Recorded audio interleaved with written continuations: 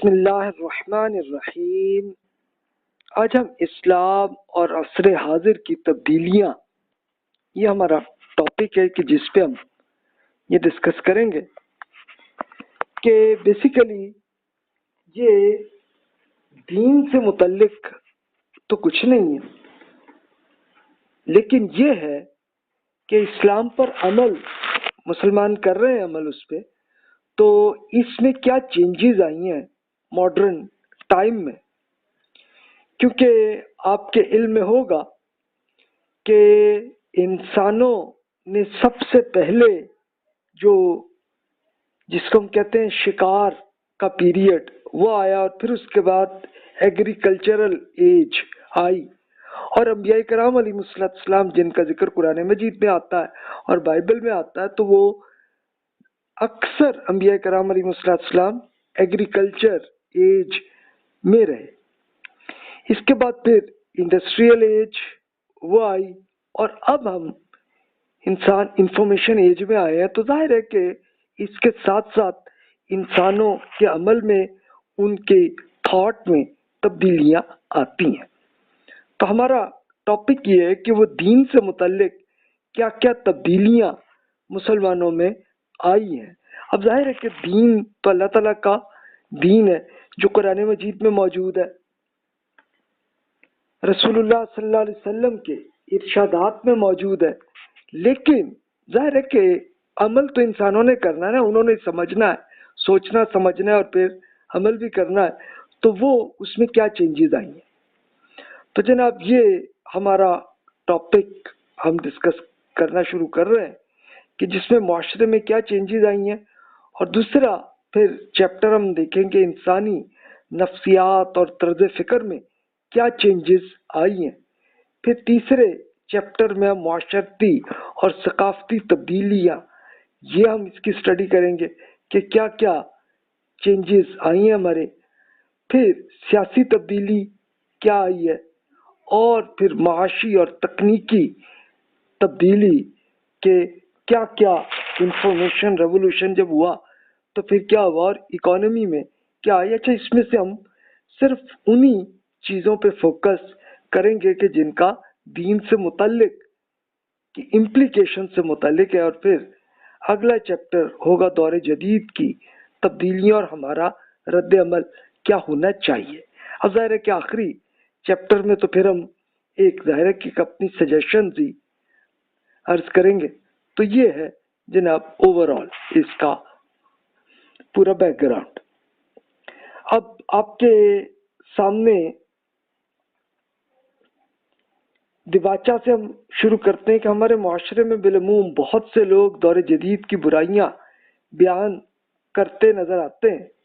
وہ اس کے مقابلے میں پرانے وقتوں کو یاد کرتے ہیں اور انہیں بہتر قرار دیتے ہیں۔ مجھے اس نقطہ نظر سے اختلاف ہے۔ دور جدید جہاں اپنے ساتھ چند برائیاں لے کر آیا ہے، وہاں اس میں بہت سی خوبیاں بھی ہیں۔ ہم اس بات پر بھی بحث کریں گے کہ کیا یہ سب کی سب تبدیلیاں منفی ہیں یا ان میں خیر کا کچھ پہلو بھی موجود ہے۔ اب ظاہر ہے آپ کے علم میں ہوگا کہ آپ کے دادا جی، نانا جی جس طرح نانی صاحبہ وہ فرماتی تھیں، تو وہ بہت وہ کہتے تھے وہ پرانا وقت بڑا اچھا تھا۔ تو آپ کو ایکسپیرینس ہوا ہوگا۔ تو ظاہر ہے کہ اسی پہ پھر ہم ڈسکس کریں گے کہ اس میں اب کیا ہے۔ تو یہ بیسیکلی سوشل سائنسز کے ٹاپک پہ یہ لیکچر ہے اور یہ ایک سیریز ہے۔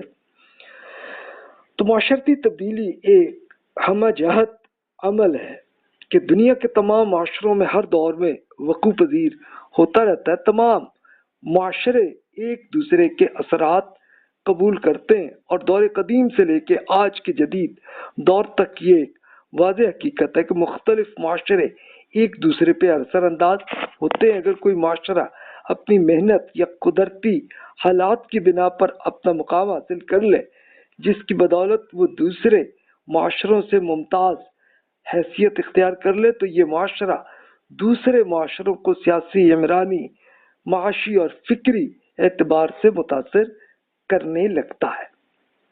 اب یہ دیکھیے کہ اسپیشلی اب سے 300 سال پہلے یہ چینجز ہوئی نا کہ یورپ سپر پاور بن گیا اور پھر آہستہ آہستہ انہوں نے کالونیلزم کا دور آیا، تو ظاہر ہے کہ اس کے اثرات ہمارے یہاں بھی آئے نا.